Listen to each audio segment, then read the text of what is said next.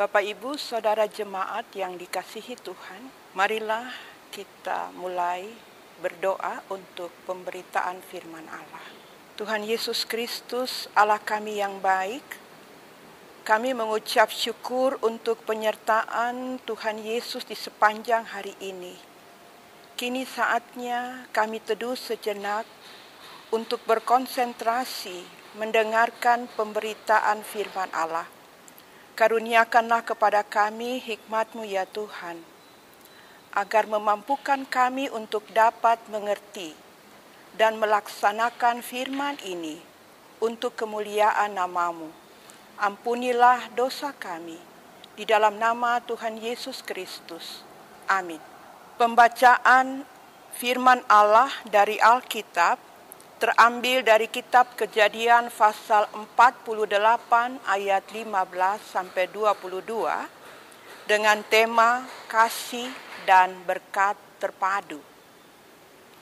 Bapak, Ibu, saudara-saudara jemaat yang kekasih dalam Tuhan Yesus Kristus.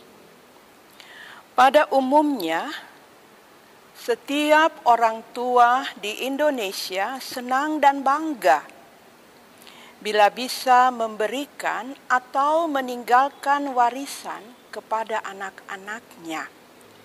Apakah dalam bentuk uang tunai, uang deposito, emas, rumah, mobil, dan lain-lain sebagainya.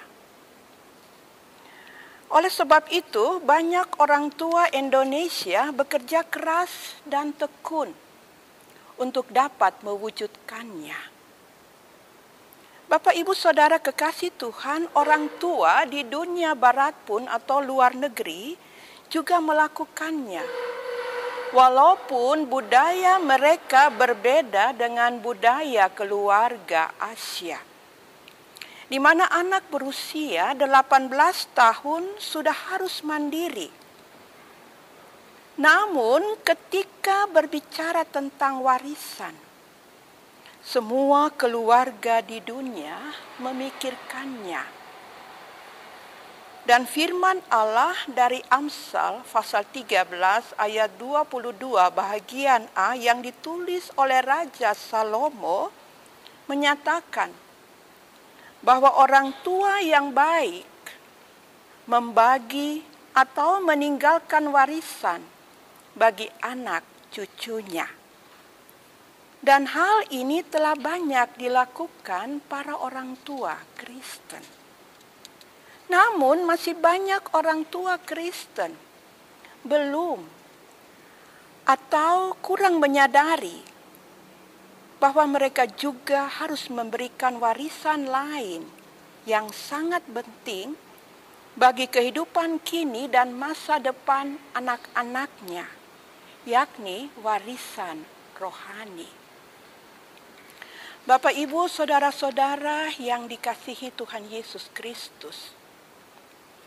Pemberitaan firman Allah berlandaskan kitab Kejadian pasal 48 ayat 15 sampai 22 memaparkan hal terutama yang diwariskan oleh seorang ayah, yaitu Yakub kepada anak-anaknya ada 3 hal.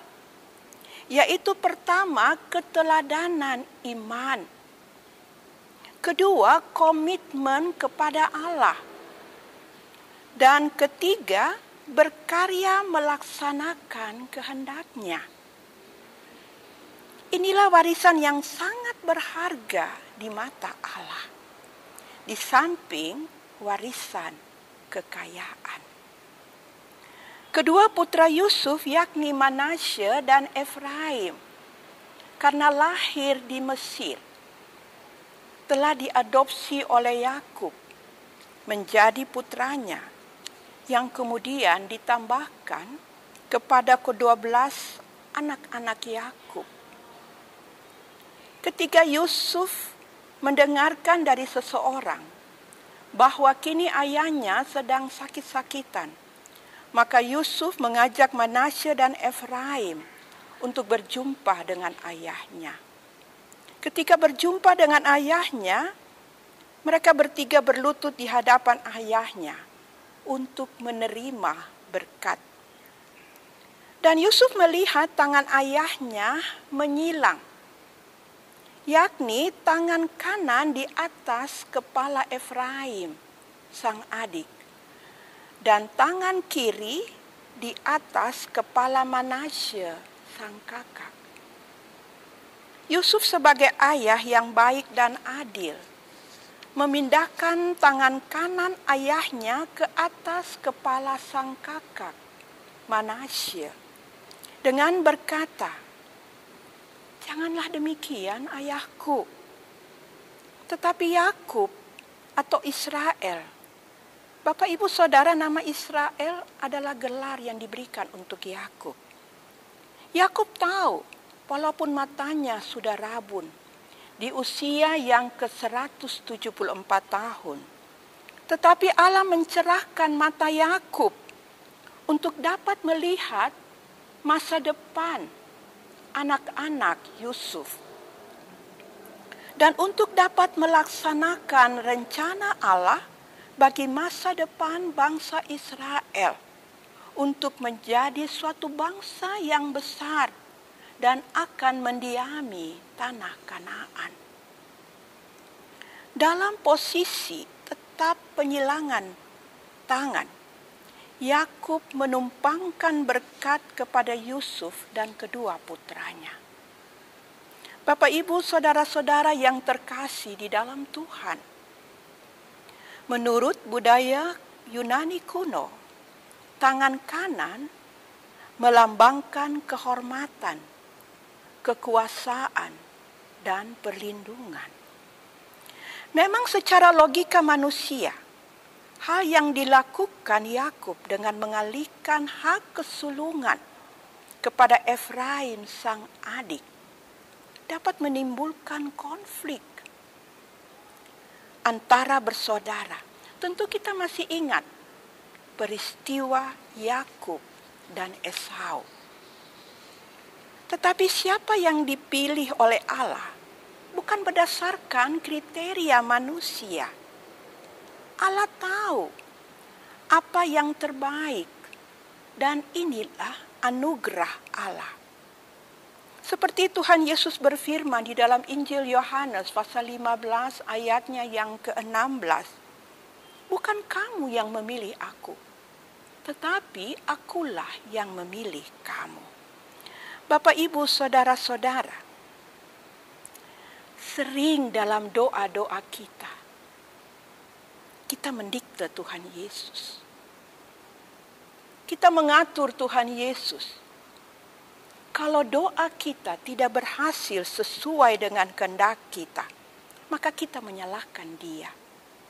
Bahkan tanpa peduli, kita sudah mengusir Tuhan Yesus tinggalkan hidup kita.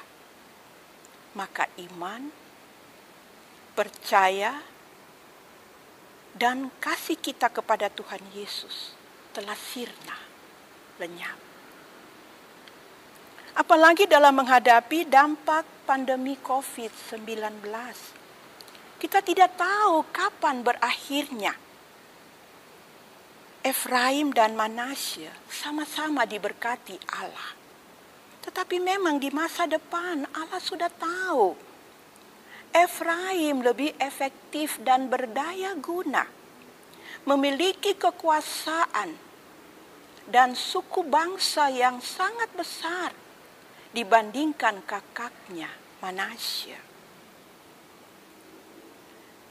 Bapak, Ibu, Saudara, di samping mendapatkan warisan berkat rohani, Yusuf juga pada ayat 22 menerima punggung gunung atau lereng gunung, serta merupakan suatu kekayaan yang sangat besar yang tidak diterima oleh kakak-kakaknya. Bapak, Ibu, saudara-saudara jemaat yang dikasihi dalam Tuhan Yesus Kristus. Kalau warisan rohani yang diberikan kepada keluarga Yusuf oleh Yakub, yakni iman, komitmen kepada Allah, serta berkarya melaksanakan kehendak Allah. Maka pertanyaannya kepada kita adalah, warisan apakah yang utama keluarga Kristen kita miliki? Itulah yang menentukan Bapak, Ibu, Saudara, dan saya.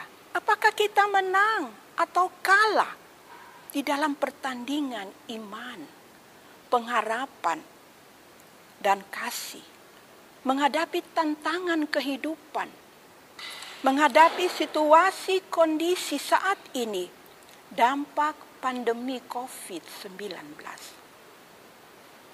Saya mau bilang pada kita semua, Tuhan Yesus mau kita menang, Bapak, Ibu, Saudara. Mengapa? Karena Tuhan Yesus sedang dan turut bekerja dalam segala sesuatu untuk mendatangkan kebaikan bagi kita semua. Roma 8 ayat 28. Bapak, Ibu, Saudara-saudara yang dikasihi Tuhan Yesus Kristus. Oleh sebab itu, janganlah menyimpan kekecewaan di dalam hatimu. Jangan putus asa. Jangan singkirkan Tuhan Yesus. Dia tidak pernah berdiam diri. Jangan terhapus imanmu, pengharapanmu, serta kasihmu kepada Tuhan Yesus. Amin.